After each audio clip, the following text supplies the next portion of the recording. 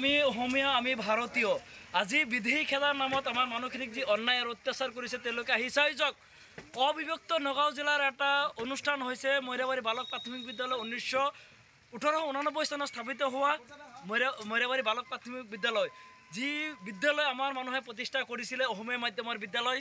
1922 চনত স্থাপিত হোৱা উলুবাৰী প্ৰাথমিক বিদ্যালয় আমাৰ এই অঞ্চলতে প্ৰতিষ্ঠিত।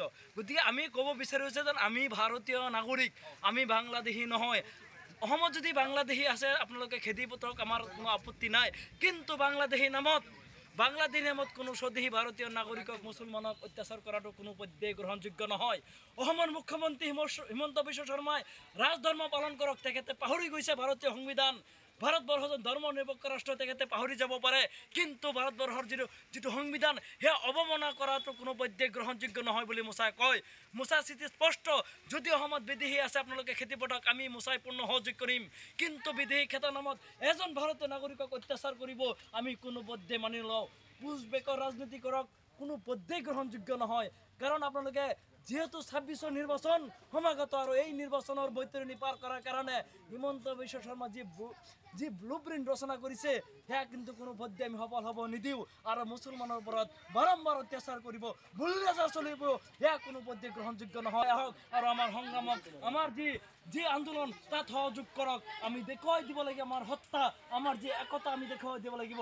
আমি অসমৰ প্ৰত্যেকজন অসমীয়াক আমি আহ্বান জনাম, জাতি ধৰ্ম বৰ্ণ নিৰ্বিশেষে আপোনালোকে ওলাই আহক ৰাজপথত।